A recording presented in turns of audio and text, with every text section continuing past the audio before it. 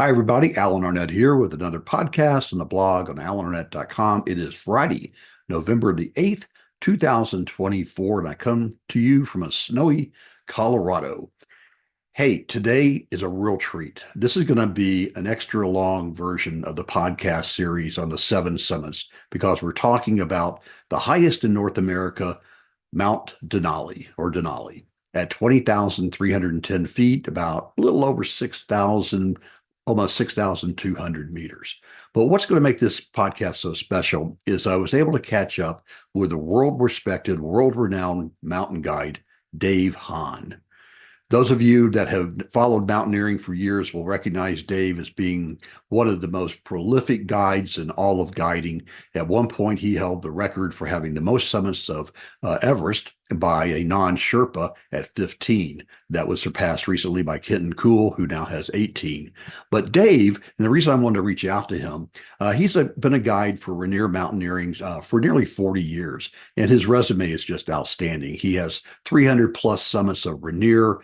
He's been on Choiu and Aconcagua. He's been down doing the Shackleton Crossing at South Georgia Island. He was part of the team that found George Mallory's body in 1999. And on Denali, he has made 40 attempts with 38 summits. That is an unbelievable record. Also, Dave is one of the nicest human beings I've ever met in my life. So I caught up with him in his home near Taos Valley in New Mexico, and we spent about an hour talking about all things Denali, and that'll be coming up here in about 5 or 10 minutes. So I'm going to give a very brief overview of Mount Denali. Of course, like I said, it's the highest in North America, so that makes it one of the seven summits. It's located in central Alaska. It's 300 miles south of the Arctic Circle and about 200 miles east of the Bering Sea. And that is what brings a lot of the issues with Denali. If people want to know what the issues are climbing Denali, it comes down to three words: weather, weather, weather. I guess you could also add fitness in there too, and we'll talk about that briefly. But it definitely gets a lot of wind, a lot of snow. The conditions can sock you in. One time I climbed it, we were stuck at the high camp at 17,000 feet for a week. We had four people in a three-person tent. Yep, four people in a three-person tent, just because we thought the weather was going to clear. We couldn't be bothered by putting up another tent, and it kept going. It was Groundhog Day. Eventually, we ran out of food and supplies. We had to abandon that climb, and so didn't make it that year. Denali was originally it was the name was Denali. The indigenous people named it Denali, but in 1896, a prospector named William Dickey, he renamed the peak as Mount McKinley to honor the William McKinley, who was a presidential nominee in that year. And McKinley was from the state of Ohio. Well, eventually, I guess, pressure and also desire to return to some of the indigenous names. In 2015, the mountain was returned to its original name of Denali and the surrounding area, Denali National Park. And also, you can go to just Google the National Park Service Mount McKinley, or Mount Denali rather, and you will see just a fantastic website which answers almost any question you ever have about climbing it. It was originally summited, first attempted in 1903, and it was summited in 1913. It's a very popular climb now. Well over 1,000 people climb it each season, but the summit rate is fairly low, about 50%, and that's because of that weather. Last year, 2023, it dropped to an amazing 30. And again, that was 100% due to the weather. Through 2023, about 50,000 people have attempted Denali, and about 25,000, it's a 52% success rate, have actually summited. So 25,000 out of 50,000, that's not great odds. Again, it's the weather. So when you go climb it, you kind of have to be prepared to enjoy the journey and not be hung up on the outcome. I've got a lot of this data on the blog at alanornett.com, and you can read all about it as well as looking at some of the pictures I have from my climbs on it. The second highest mountain in North America is in Canada, is Mount Logan, and it's 19,500 feet, shares a lot of the same characteristics as Denali, but Logan is believed to have the largest base circumference of any mountain on the planet. But again, the weather there is just as bad. Also, is just as remote, if not even more remote than Denali. So the typical process is you fly into Anchorage, meet up with your team, then you drive up to Talkeetna. You do the Talkeetna wait, where you wait for the weather to clear before your bush plane flies you onto the Talkeetna Glacier. From there you begin a process which is called, cache and carry, if you will. You establish multiple camps on there, but one of the things that really stands out with climbing Denali is that you are climbing carrying a 50, 60-pound pack and pulling a 50, 60-pound sled. So you've got to have all your personal gear to survive for 3 weeks on the mountain in extreme cold weather as low as -40 Fahrenheit. Denali can be one of the coldest mountains on the planet. But then also you're carrying the group gear. So that's tent, food, fuel, shovels to building snow walls, ice saws, etc. So there's quite a bit of gear. Logistically, it's a really complicated mountain to climb. And by the way, there's no porter support. There's no Sherpa support. There's no porters like on Aconcagua. So pretty much if you're going to go climb it, then you need to carry all the stuff on your back and pull it behind you. It's a relatively safe climb. 90 out of 1,000 people have lost their life. It's a fairly low percentage, but any life lost is a life sadly lost. There's no real rock fall and avalanche danger. It happens from time to time, but it's very, very rare. The biggest issue on Denali are the crevasses, especially lower down the mountain as you're going from the airstrip into Camp 1. The glacier right there is heavily crevassed, and the guides will spend a lot of time going very slowly to probe the area in front of them, looking for the crevasses. And they're ever present, so you constantly got to be wary of it and also be skilled in crevasse rescue. It's very common for at least one person on a team throughout the expedition to fall into a crevasse, either all the way in, over their head, or at least halfway up. Nonetheless, it's an exciting moment.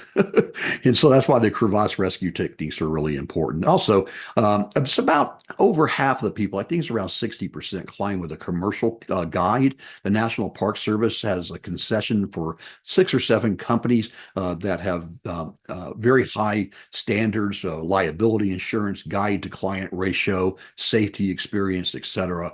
But you can also go climb Denali on your own. The park rangers will discourage teams from going on their own if they don't think you're experienced enough. You go through a briefing at the ranger station in Talkeetna where they try to scare the living daylights out of you, showing you pictures of frostbitten hands, and they tell you about the last rescue that they had to helicopter somebody off of the mountain.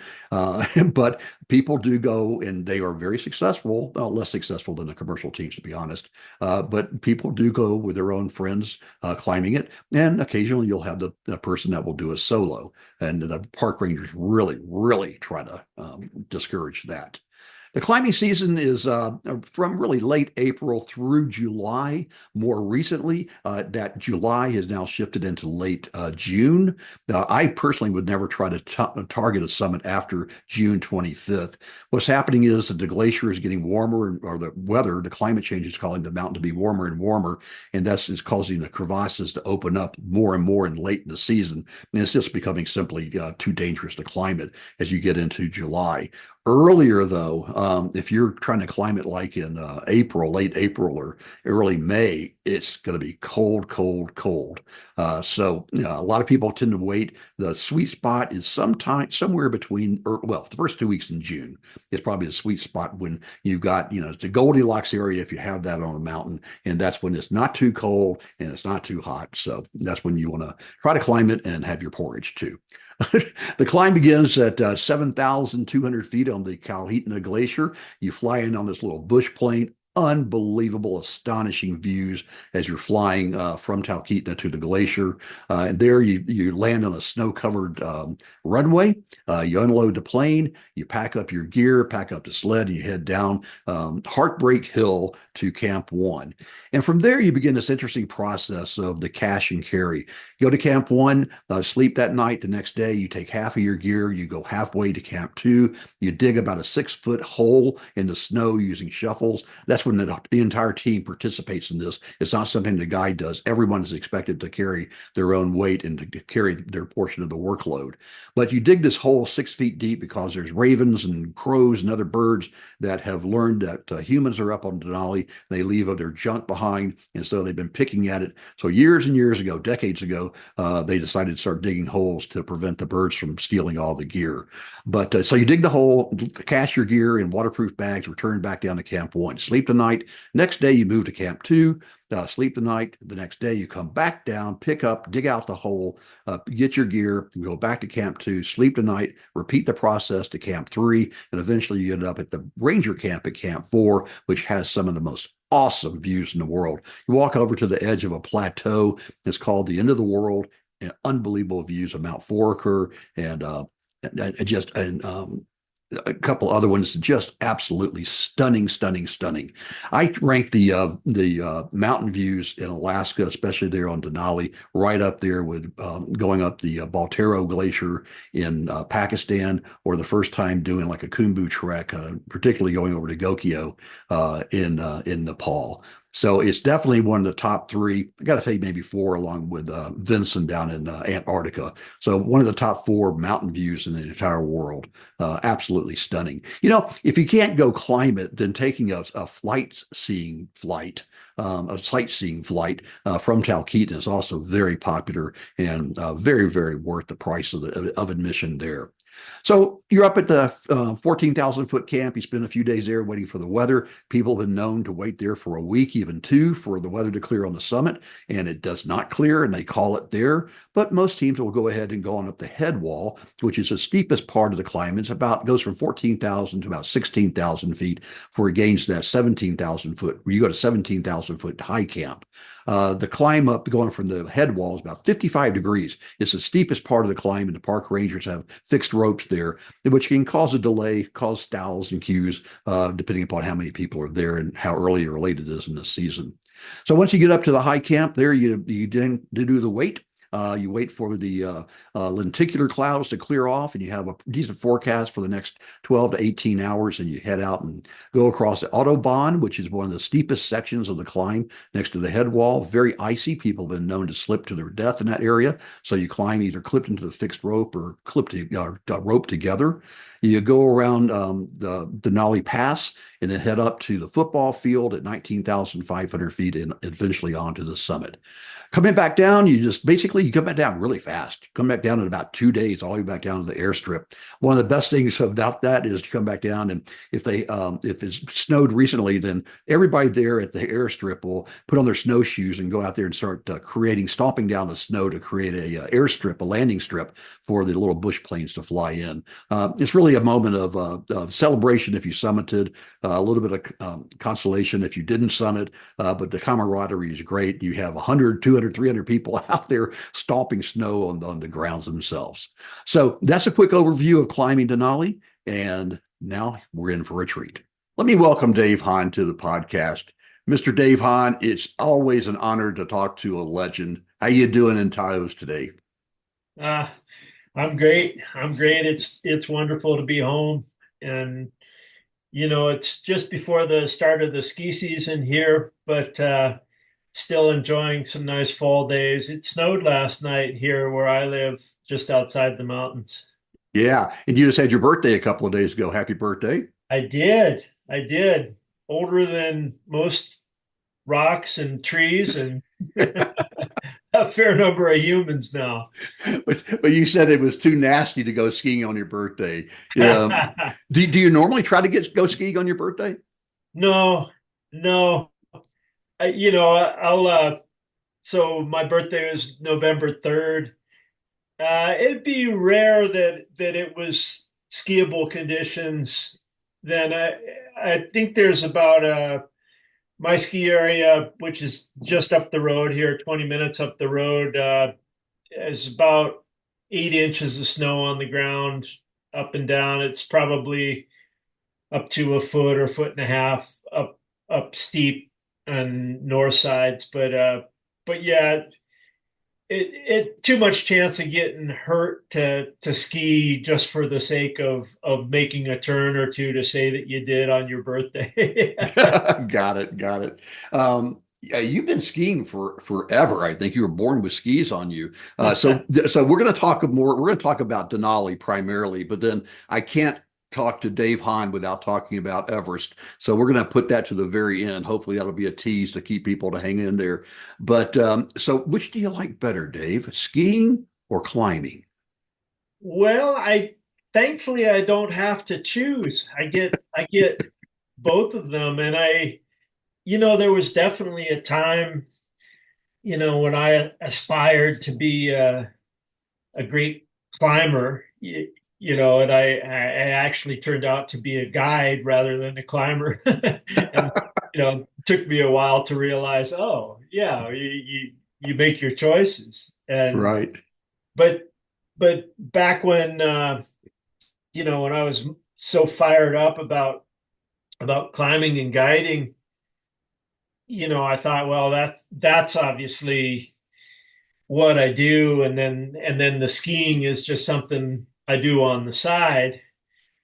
But no, over the years, I really found that it was the balance that I liked, because my years were basically split between Mount Rainier in the summertime and Taos Ski Valley here in New Mexico in the wintertime.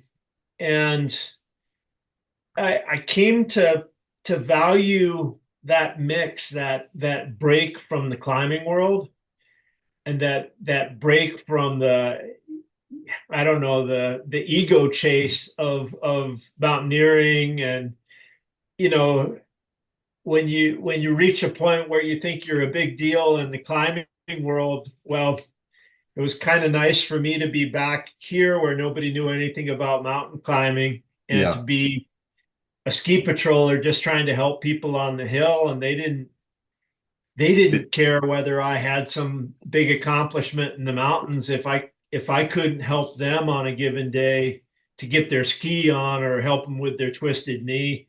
Right. So so I ended up valuing that mix. And as well, I think it was good for me in terms of the long run. You and I have both known amazing climbers and guides who have burned out on it, Yeah. and I haven't. That there came a time there where I could have done spring and fall Himalayan expeditions and just been climbing year round, and having the break of a ski season actually. And I don't mean it completely like a break. Once I'm into the ski season, I'm fully into it, and Right. that's what I Right. think about.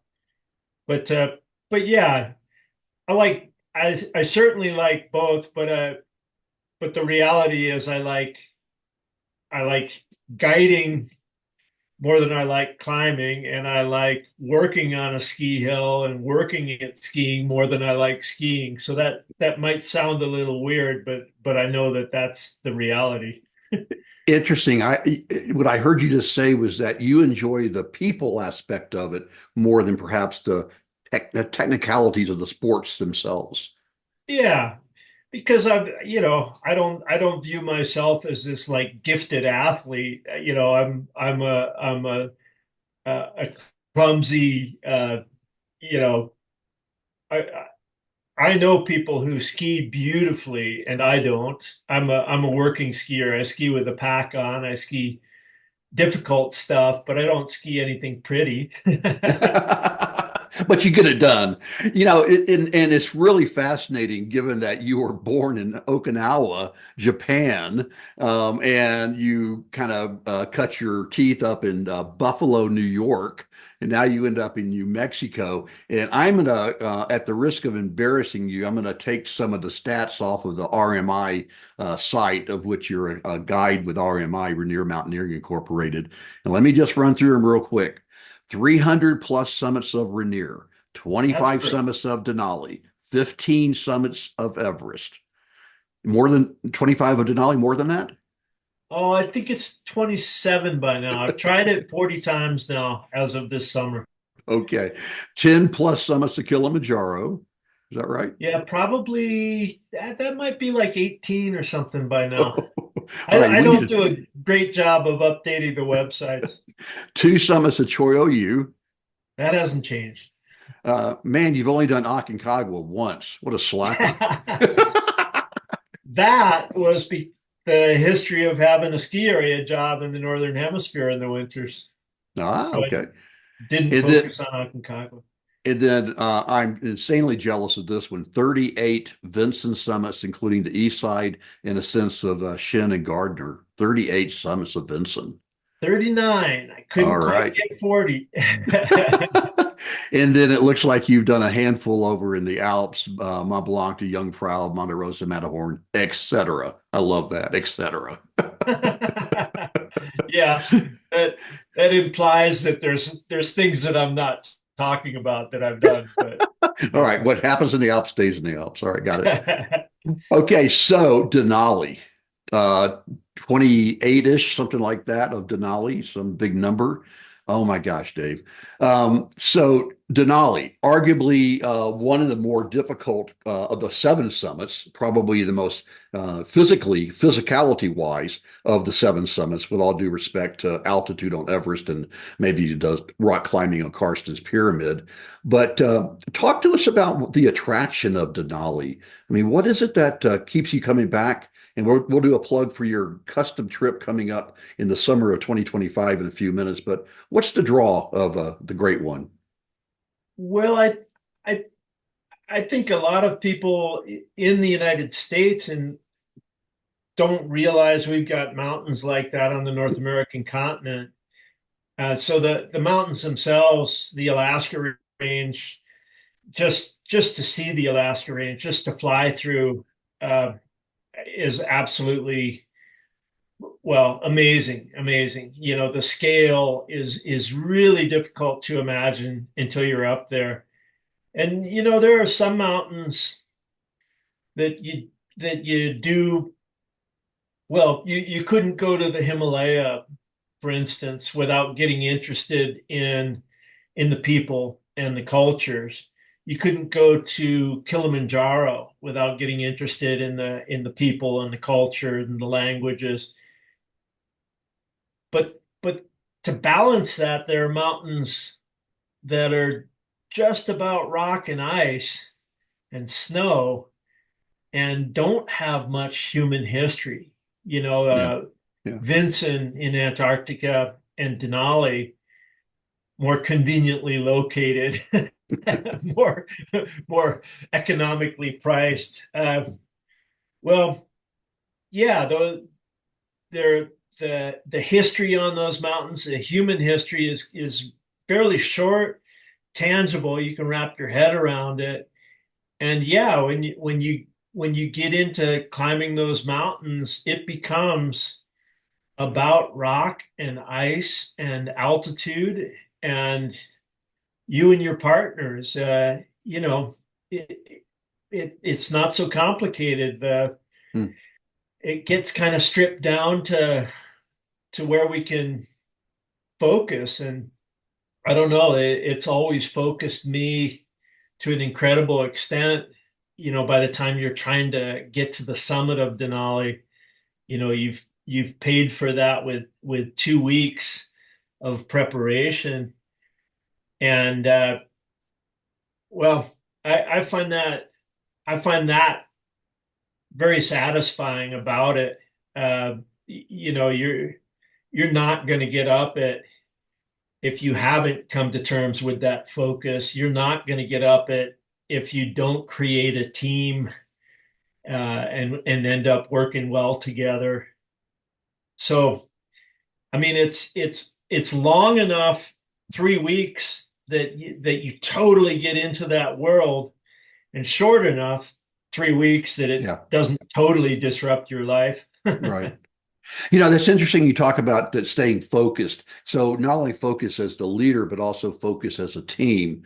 So as a team leader, and typically your team is what, 8 to 12 people, including a couple extra guides. So Yeah. what do you do as the team leader, Dave, to create that atmosphere of focus and that camaraderie? Does it come naturally, or do you do something as a guide to facilitate that?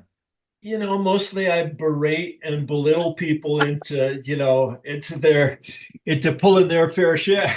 Well, when in doubt, harassment always works. I like it. That's it. No, well, I think it starts with getting people's expectations right. Mm, One of the things, if you rank Denali among the seven summits for difficulty, one right, of the things that makes Denali so hard is there's no support right. staff on Denali. The trip is not provided for you. You're shown the way how to provide yourself a trip. So on a, let's say a Grand Canyon, Colorado River trip, the guides will put up your tents. Well, nobody's going to put up your tent on Denali. Nobody's going to carry your loads for you. Nobody's going to, uh, well, you end up having to become a full participant in the trip, and it's partly the nature of it. If you brought people for support on a Denali trip, well, somebody would need to be supporting them, and so the numbers just don't work out. And so yeah, everybody who climbs Denali is an active participant in the trip. And there are people on a trip that can do more work than others, Yeah, but yeah, nobody's going to get up the mountain without doing a certain amount of well, group chores, yeah. gathering snow for water and building walls in a storm, and Right.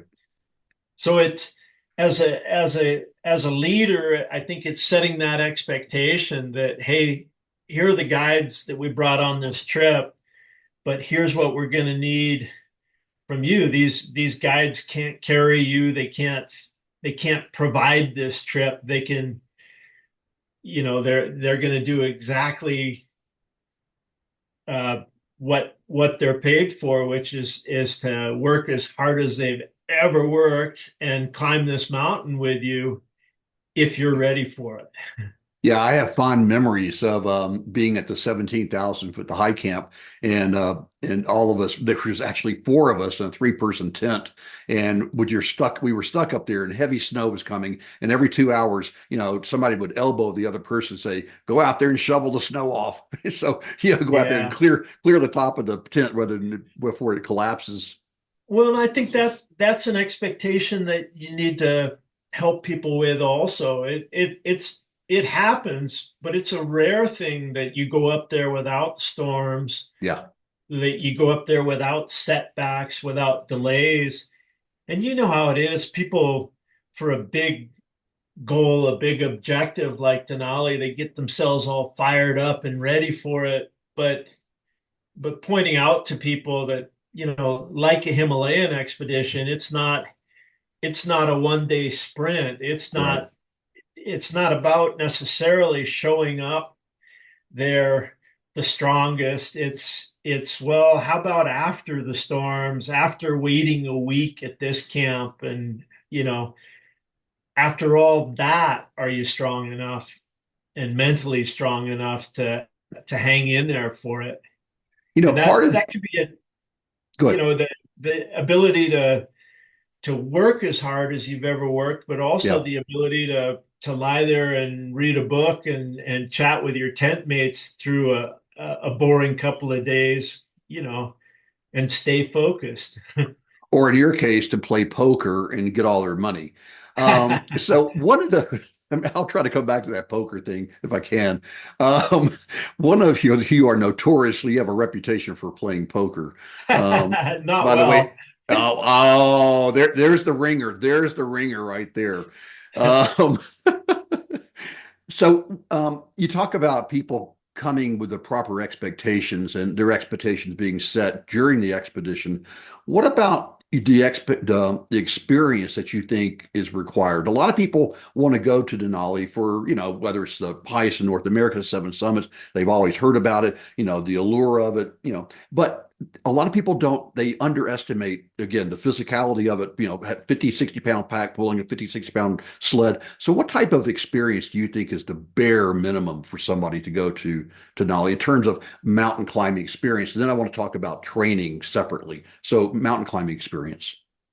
Well, I think so. The guide company that I've always worked for on Denali, Rainier Mountaineering, um, there's 6 or 7 guide companies on Denali, and I believe our requirements are all similar. We'd like Mhm. somebody to have gone through about a week-long course, a 6-day course, and you could call it Denali Prep, but it's also an expedition prep course,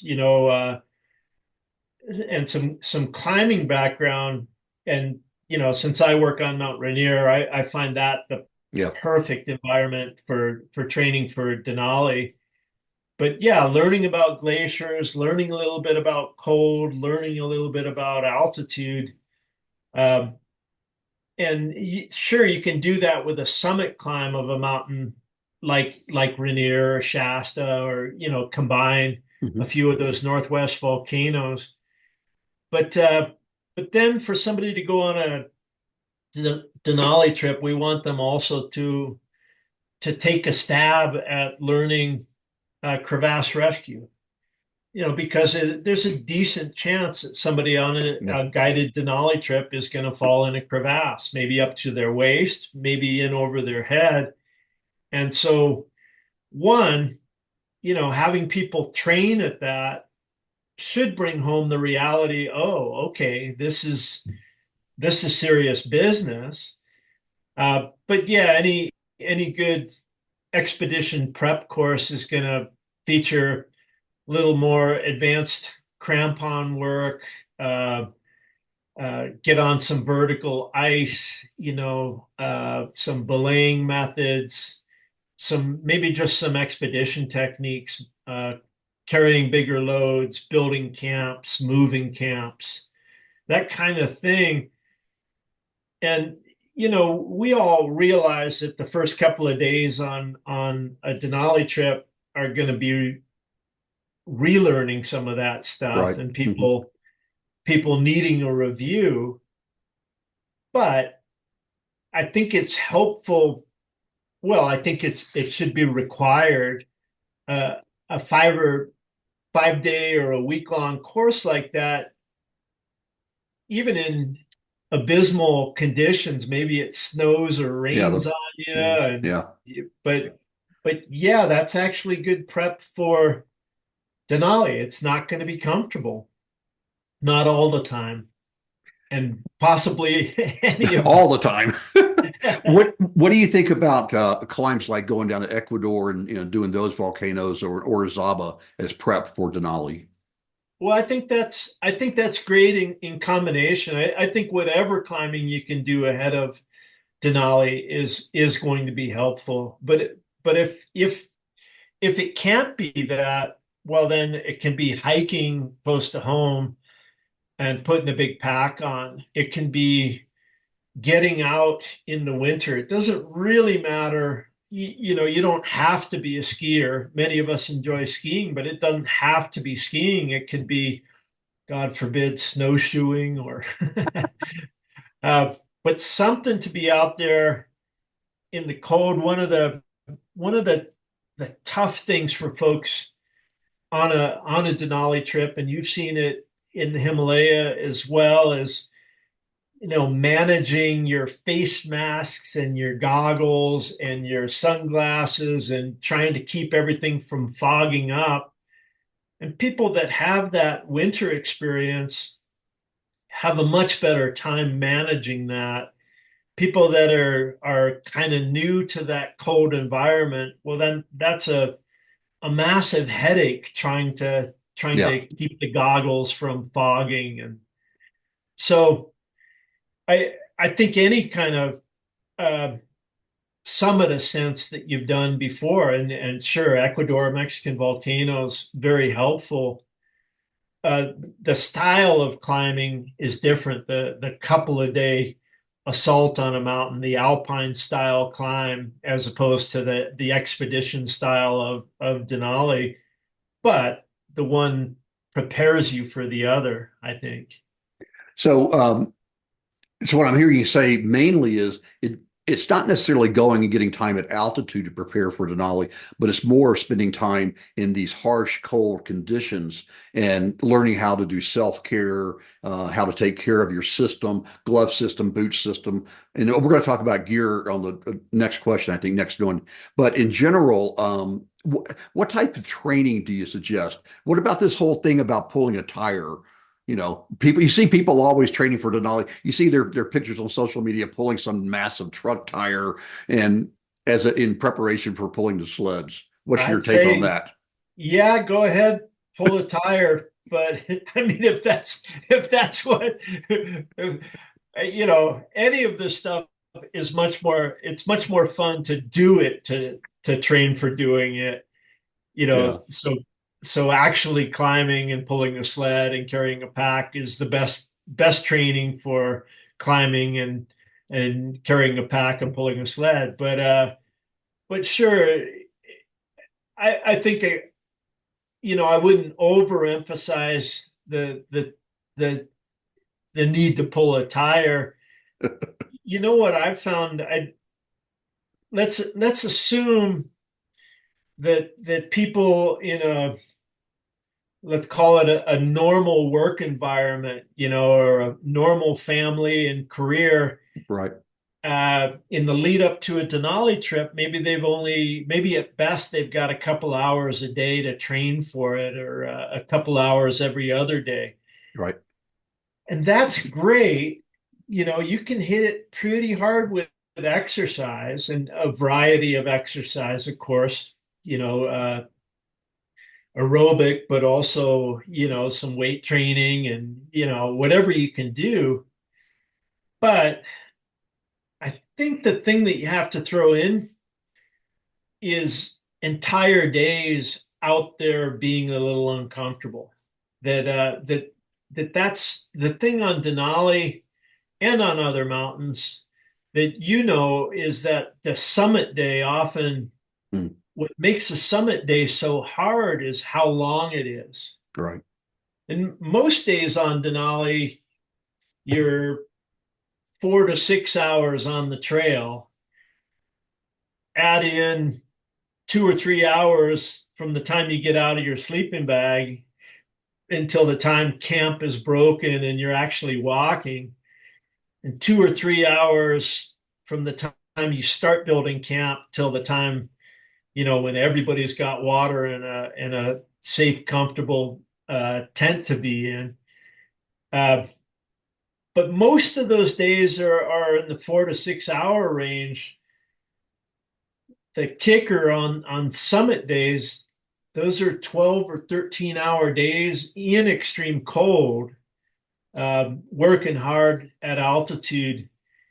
And so I think if people have only been able to prepare with a couple hour workouts, that's great. But then you need to yeah. throw in some, and to me, it doesn't really matter what you do outside, as long as you're outside all day long, slightly uncomfortable, from sunup till sundown, occasionally in the lead up to a Denali trip. Yeah, so being comfortable with being uncomfortable is kind of the Yeah, adage. Yeah. yeah, Um, but also just, you know, what ends up being tough on a lot of these bigger mountains is days that end up, and the last 3 days of a Denali trip Yeah.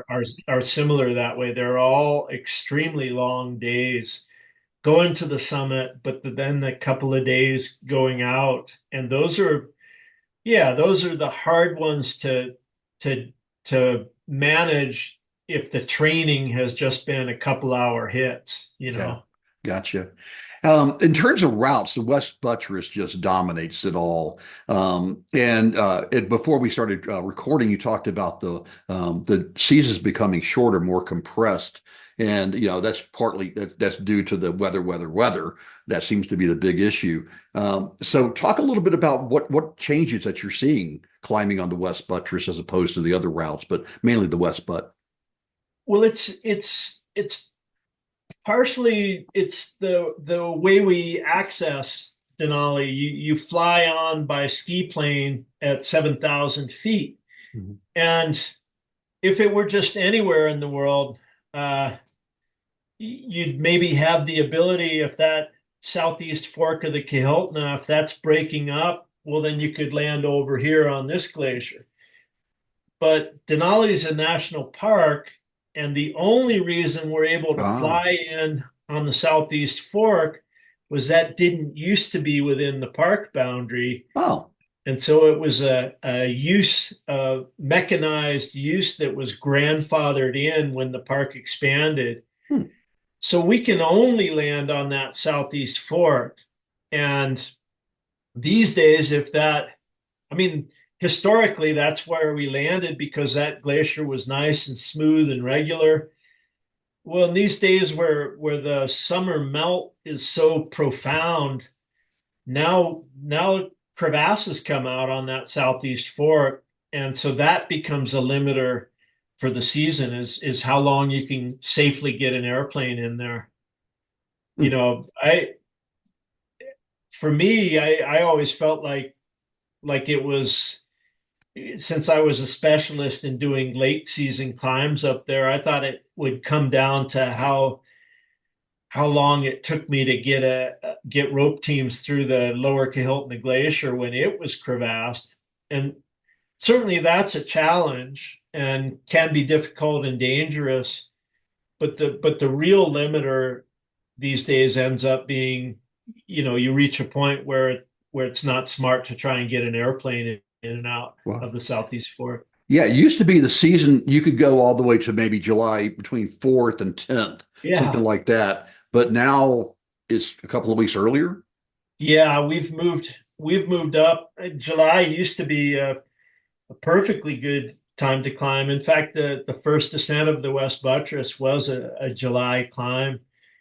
But yeah, effectively the Denali season has moved at least, yeah, I'd say 2 weeks ahead now. The season ends 2 weeks earlier than it used to. So kind of the end of June is the end. Yeah, first days of July is about the last time there'll be people on the mountain consistently now. Dave, one of the things I've noticed about you after, being a follower of you for decades, and is that you do specialize in the end of the season. I always just admired your timing ability on Everest. That it's like all these other teams. As soon as the ropes are in on Everest, we're talking to Denali, but on Everest, when the ropes are in, you see this mad rush of people going up there, and there'd be Dave Hahn playing poker in his tent, just relaxing and just telling his team, everybody just relax, just relax. And then sometime around May 23rd, 24th, all of a sudden you see the Han team coming up. And you guys traditionally were the last team to summit almost a year in, year out. Well, I had good luck with that. It was definitely warmer later Mm, in May. Um, but it got tough to. I mean, we used to get the mountain to ourselves that yeah. way, and yeah, I found over the years I didn't really have that. I couldn't count on that advantage. In a year that we went late, well, it might have been that everybody else went late as well. But For some people, for some of the guides that I work with, Denali is a social thing, to be Yes. on the mountain in the fat part of the season, the last 2 weeks of May, first 2 weeks of June.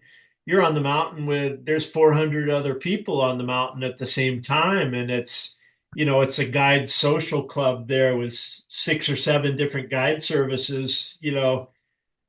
So I think that's a very different experience than one that I'm seeking up there. I really got spoiled. I really liked being among the only teams on the mountain, and excuse and just having the place to ourselves.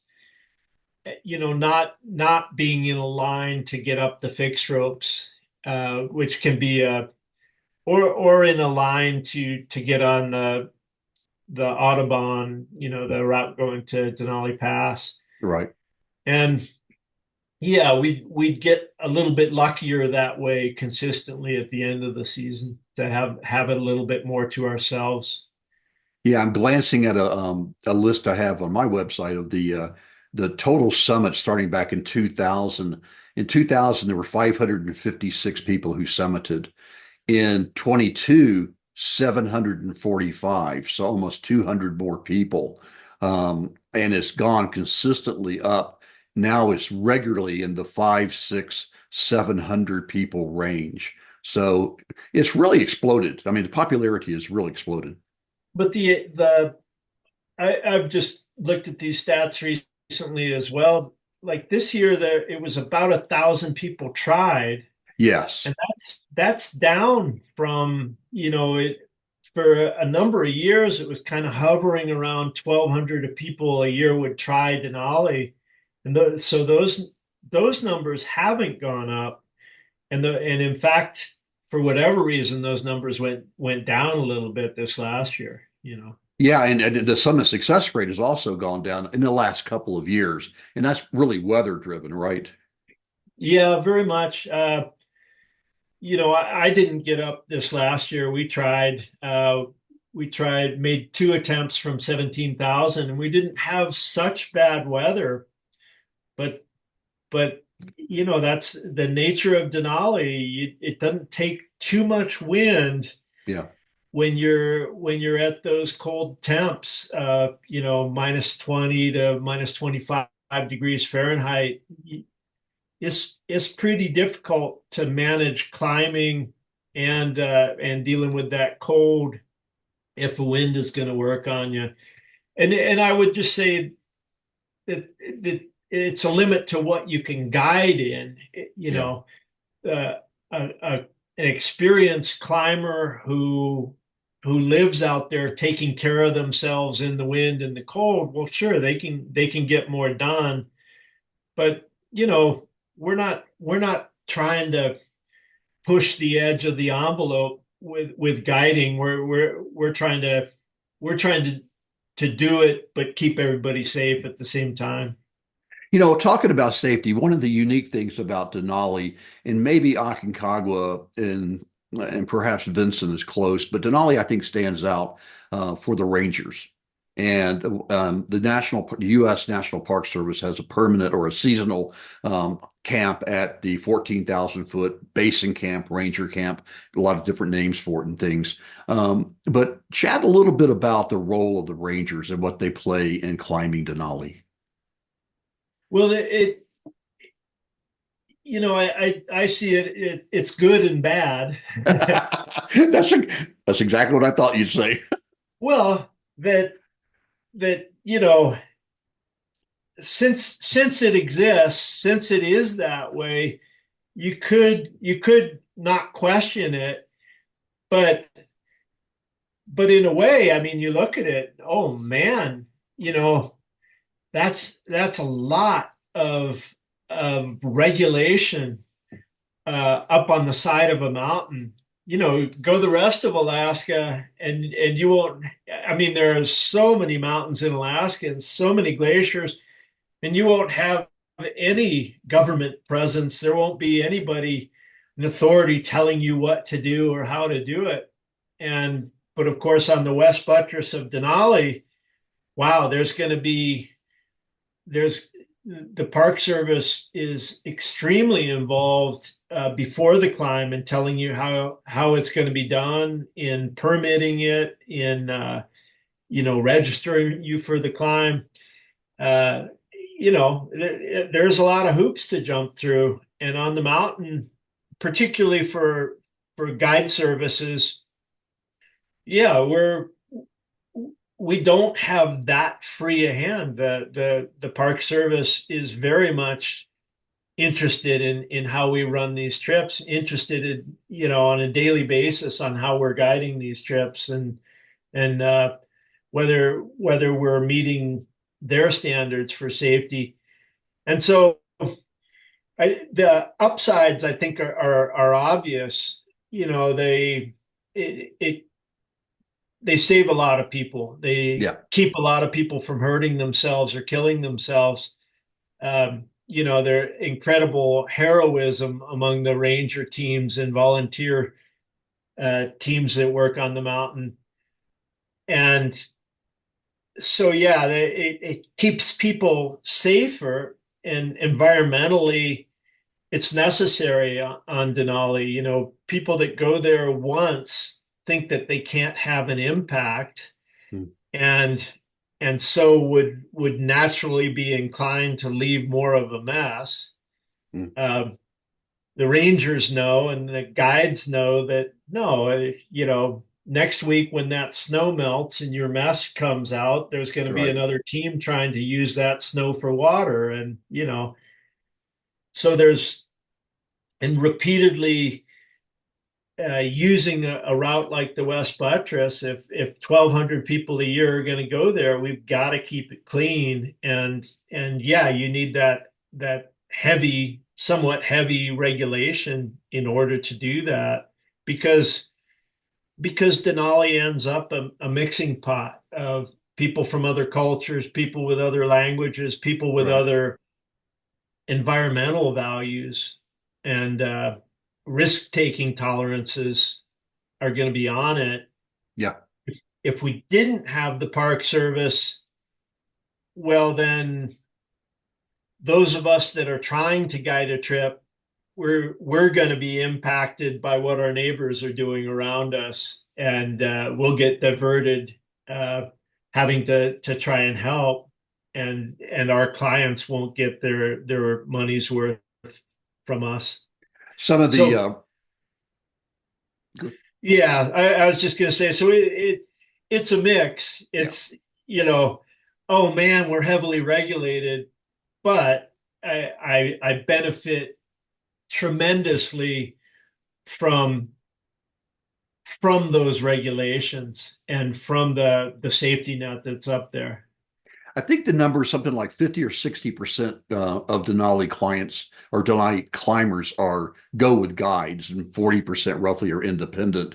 But some of the regulations you talk about, there is a client to guide ratio that must be maintained throughout the entire expedition. And on summit night, you're required to carry certain equipment that perhaps independent climbers would not carry. So, for example, Right. a cook set and a sleeping bag, and I don't know, a sauna.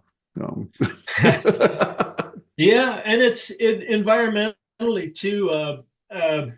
If you're not a guided client, you'd still have the ability to do things old style, like putting your human waste in a crevasse. Well, uh, and it's not the same for all guided companies up there, but we carry all of our human waste off our solid waste off the mountain, and yeah, there's definitely differences for what a guided party can do and what an independent party can do. And, that's certainly, I think that's the way it should be.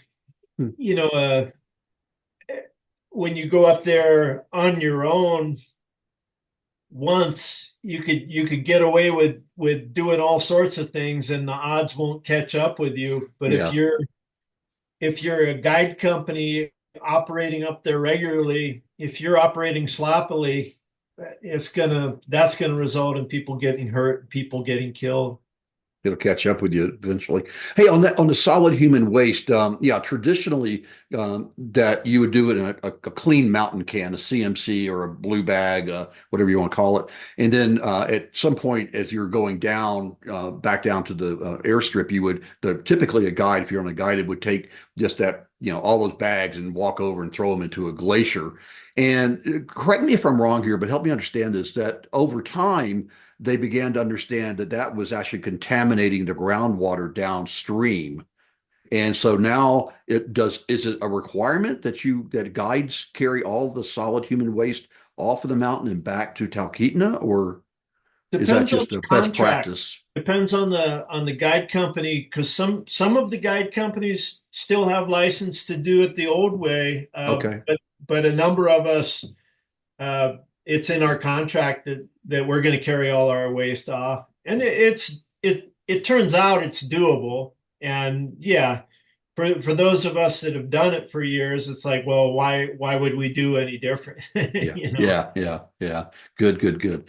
But Let's talk. it's maybe debatable whether it's a significant pollutant. The Kahiltna is between 45 and 50 miles long, and this massive churning glacier, and whether you could demonstrate that there's this much contaminant coming out of the waters of this glacier as opposed to the giant glacier next to it. I don't know, but but the reality is we can do better than we always did. We Yeah. can carry our waste out. So yeah, we'll make that that's the modern way of doing it.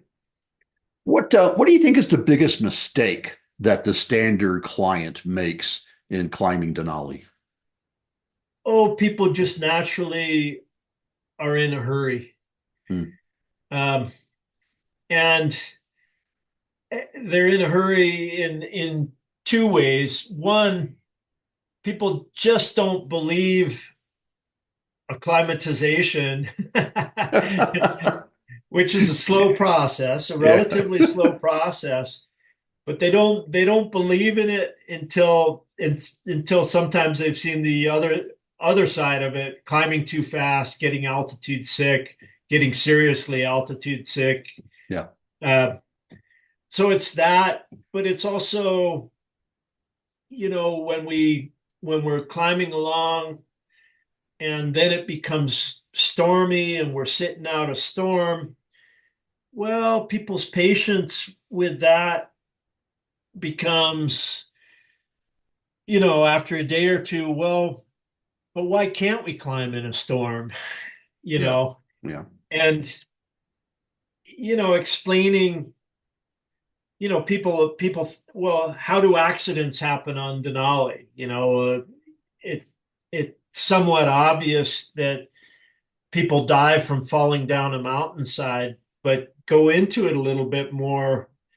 Why were they out on that mountainside on that stormy day? Oh, because they didn't have the patience to wait it out for better conditions.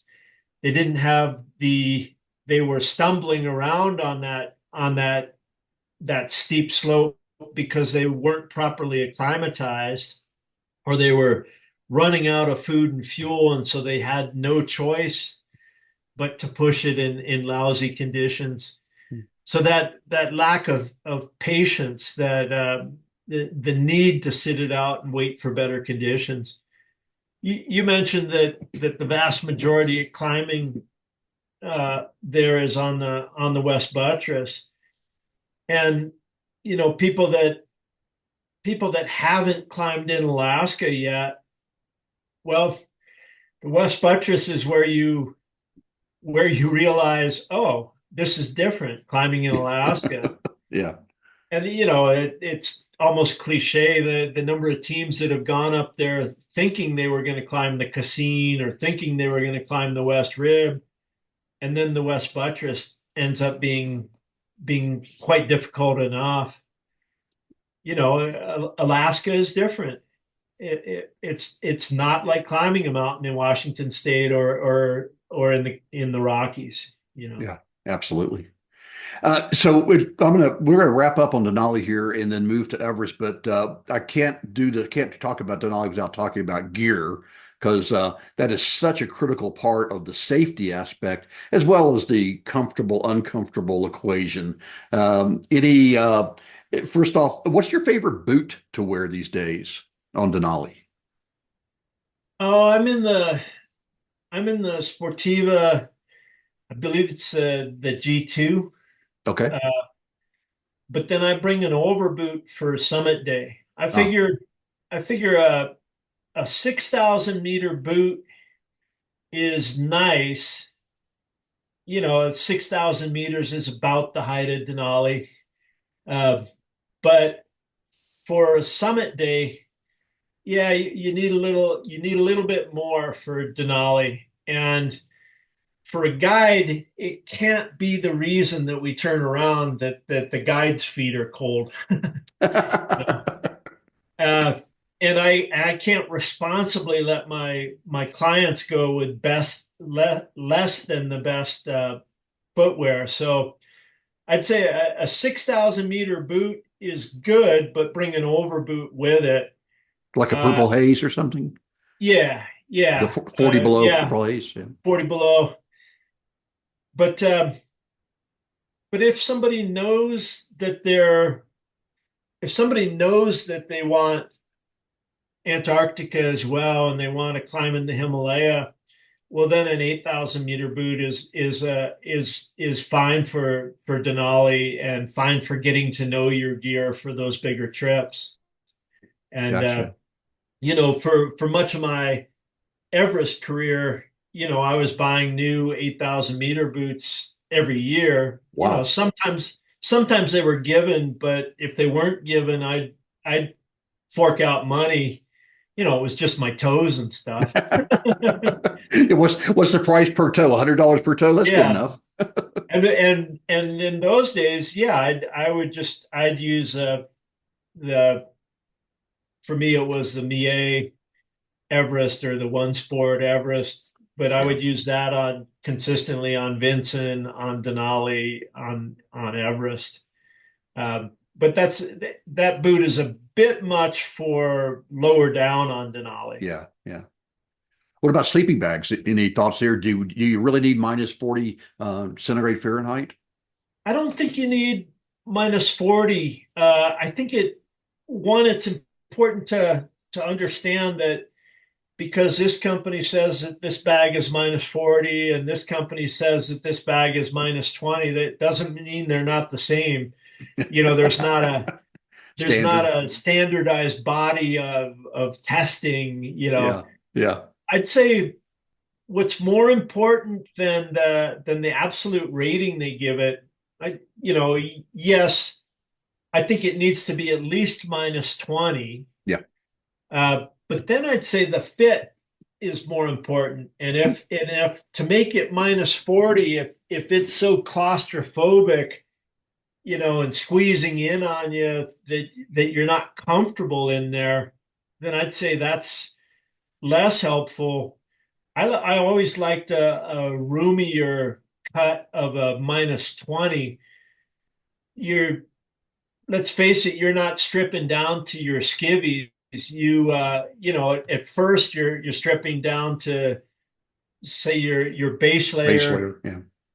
Yeah. uh, and your climbing pants, but by the upper mountain, by 14 or 17,000, you're going to bed with a couple layers on. And so having some room in the bag so that it's not claustrophobic, I think that's really helpful. Also having one But or two other down in people. Vortex is the good combo up there rather than synthetic. With that dependable good cold and not so wet, the down is really superior up there. Yeah, maintains that warmth a lot better. And also having one or two more people in the tent raises that ambient temperature up as well. Yeah. Yeah, it's one of things we consistently hear as a guide service. People don't like being crowded in a tent, but No. and so we try to keep the numbers down lower on the mountain. But when we go high, we go to full occupancy on the tents, partly to keep people warm, partly to keep from having to do too much chopping to build a camp, but also ballast, keep that tent anchored down. When the winds come up, yeah, got a couple of big guys in the tent with you.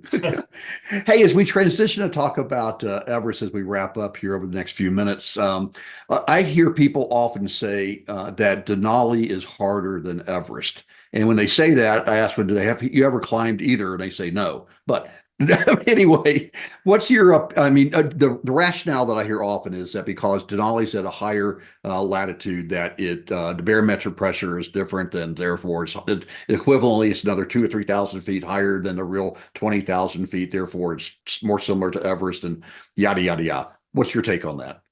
Well, I'd say that our success rates aren't as good on Denali as they are Hmm. for guiding Everest. In a given season, we could give somebody a better shot at the summit of Everest than we could at topping out Denali, just the way the numbers work. And on the surface, you could say, oh, then Denali is harder than Everest. Well, I don't believe that, but it's the style in which we try to climb the mountains. Hmm.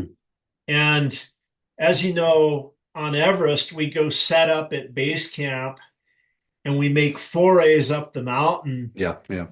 But until we're going for the summit, we're waiting, keeping our powder dry down at base camp, biding our time. And then we'll make a 4 day, 5 day push on an assault on the top when we feel like we've got the weather lined up. We don't do that on Denali. We move in capsule style. We've got Mhm. everything with us. We're moving all our food and supplies, our fuel for a 3 week trip, moving that up with us, and then from 14 and 17, then we're staging for the top. But by then, the clock is ticking, and we're running out of food and fuel. And by the time you're at 17, it's a finite supply. You don't have supplies enough to spend more than 5 or 6 days up there at the most. And then it gets into a little bit of what you were talking about, a weight at 17 on Denali, Hmm. because of where Denali is on the planet, that sitting out a 5 day storm at 17 on Denali is gonna be so much more debilitating than sitting in a storm at 17,000 feet in the Himalaya, which is Right, base camp. right, right. Yeah, yeah.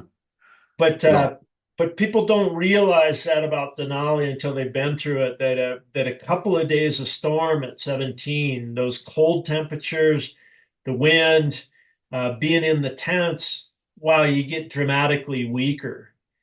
And so partly it's the style in which we climb the mountain. If I could climb Denali from base camp and we could just wait yeah.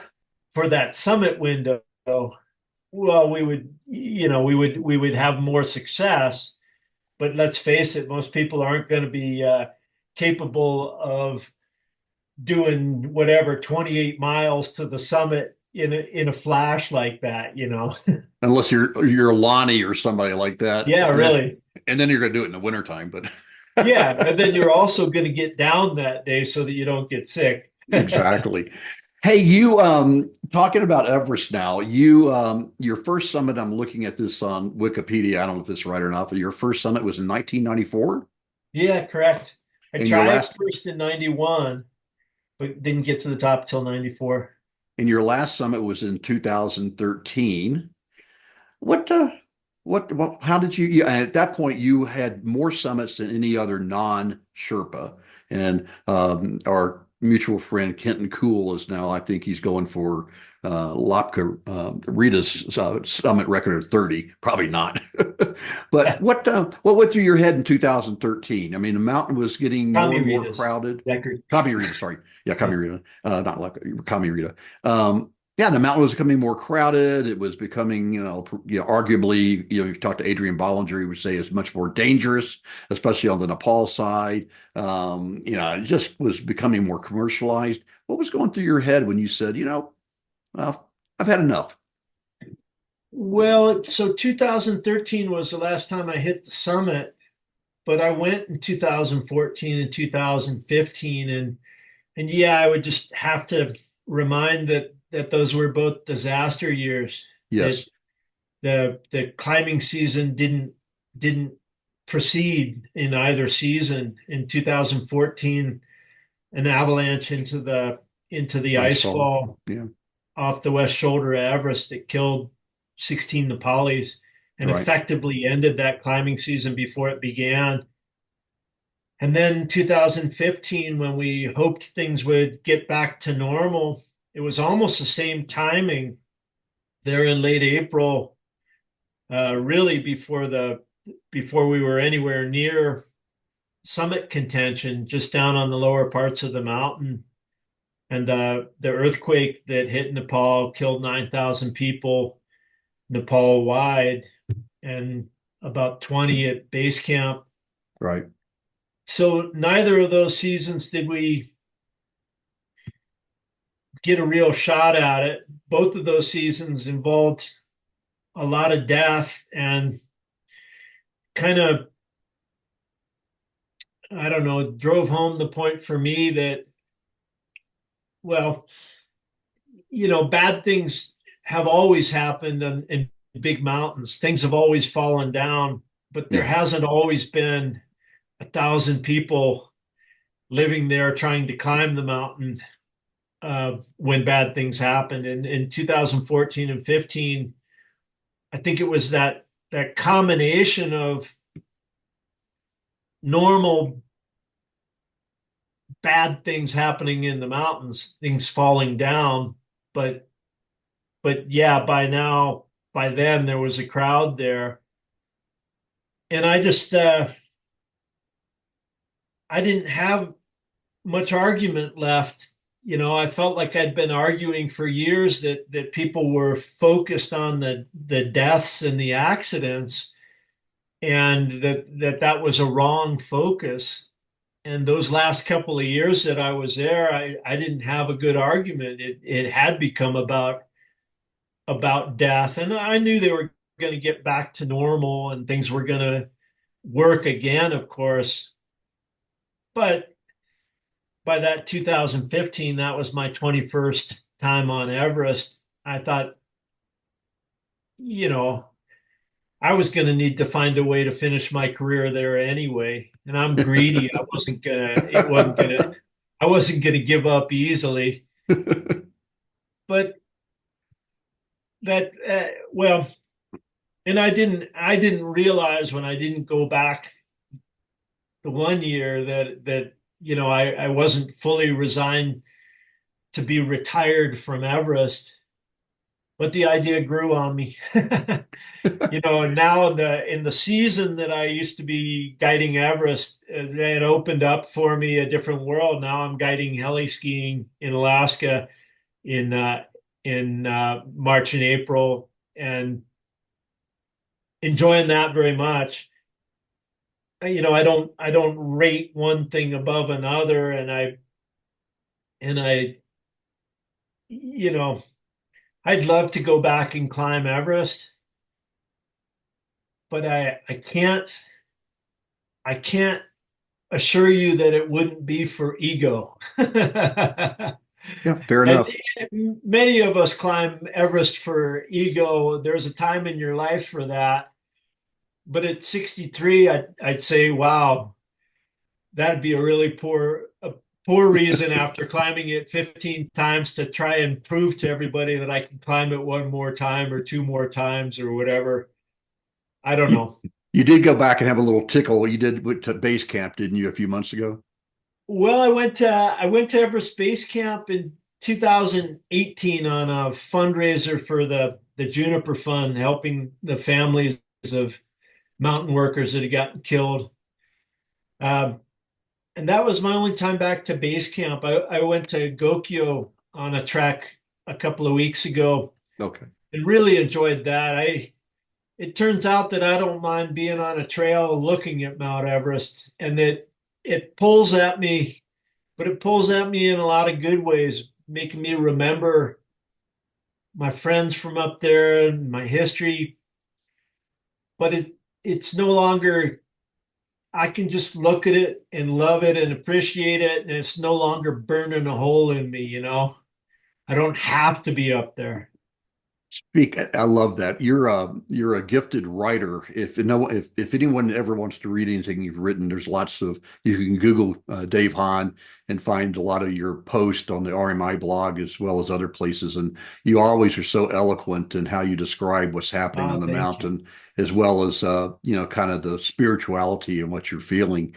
But that pull you talk about, that sometimes the pull can take us in a direction we don't want to go in. And that was probably the case with Mallory and Irvine back in the 20s. You were part of the team, arguably led the team along with Derek Simonson and Conrad and others to found the body of George Mallory in 1999. It And was exciting. here just a few months ago, a boot with the assumed foot of Sandy Irvine was found by Jimmy Chin and his crew again on that side. What are your thoughts about that? I mean, look, this is one of the best stories I think in all of sports. Of did they summit going up? Did they die going up or coming down? And I'm not sure we'll ever know for sure. But here's another piece of the puzzle. What's your I, take? you know, it never tells us quite enough because by now, those of us like you and me that are fanatical about it, we want to know everything about Mallory and Irvin's Summit Day on June 8th, 1924. We want to know what they said to each other. We want to know everything about it, and we can't know everything about it. This was a chance to learn a little bit more, and to me, oh yeah, that was exciting. I got a message from Conrad as I was walking there in the Kumbu Valley, on that trek that I was just on, and yeah, pointing out that Jimmy's team had made that find. I thought it was very exciting to me personally. It meant a lot because so there was the '99 trip where we found Mallory, but I went back in 2001 and 2004 searching effectively by then searching for Andrew Irvin. And, because we didn't find a camera with Mallory, then the best chance of finding a camera became find the partner, find whatever cameras he was carrying.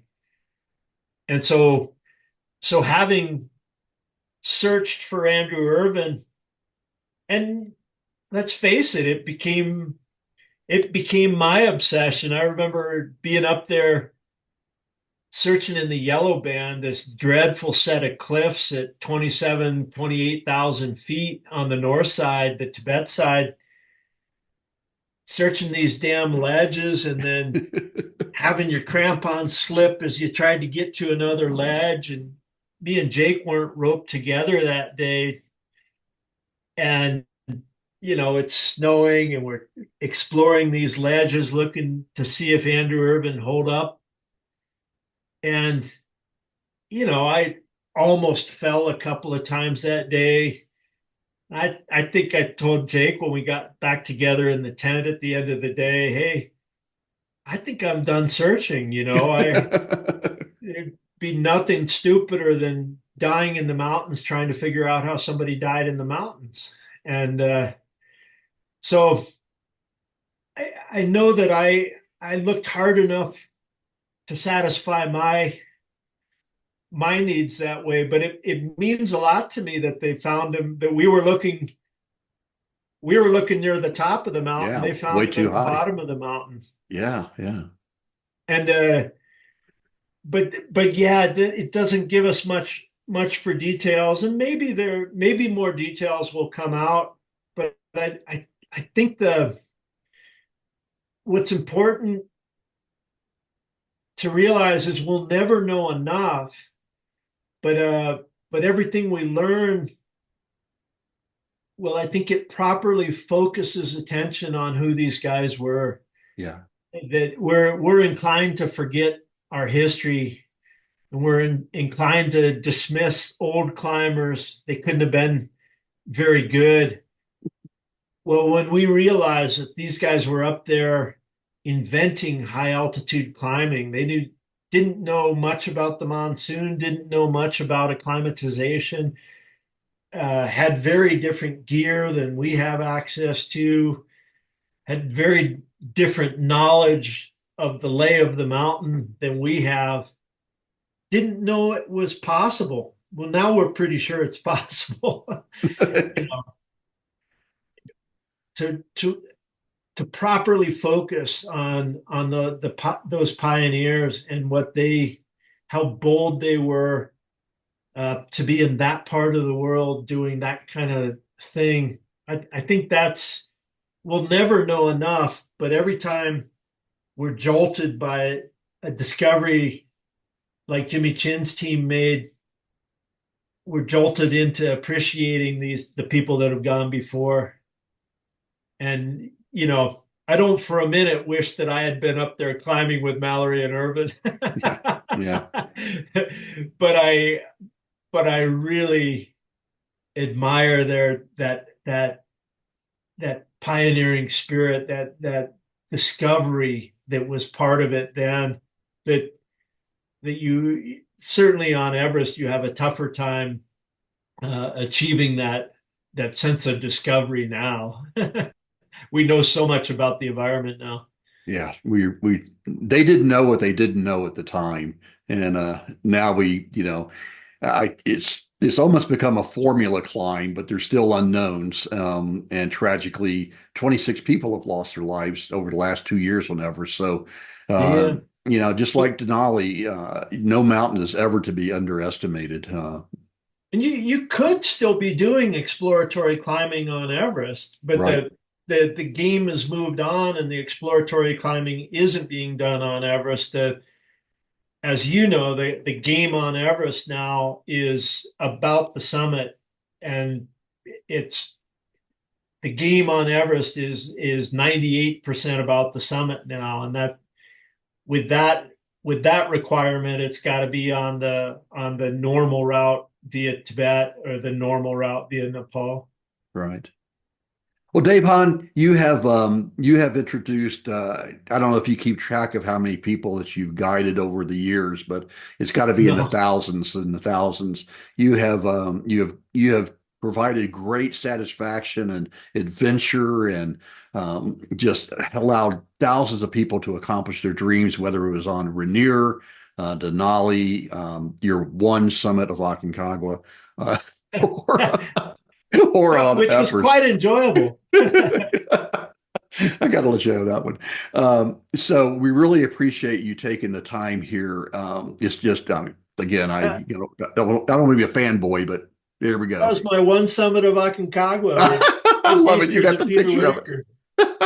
Well, speaking of Whitaker and the family there, you do have I believe it's sold out though. You have a Denali West Buttress custom climb on June 14th, 2025 that's available for people on the wait list. You say you try to do that once a year now? Oh yeah. There were a couple of years where before I started going to the Himalaya in 91, there were a couple of years that I did Denali twice or tried it twice. But once I was going to the Himalaya every spring, it that's part of why, one, I'd only do one Denali trip, and two, why I'd go at the end of the season so that I'd have room for coming home from the Himalaya before going off to Denali. But yeah, so that became my pattern, was one Denali trip a year, and so far I've only missed the COVID year when none of us got up there. That broke my streak of continuous attempts on Denali. And what have you say 40 attempts?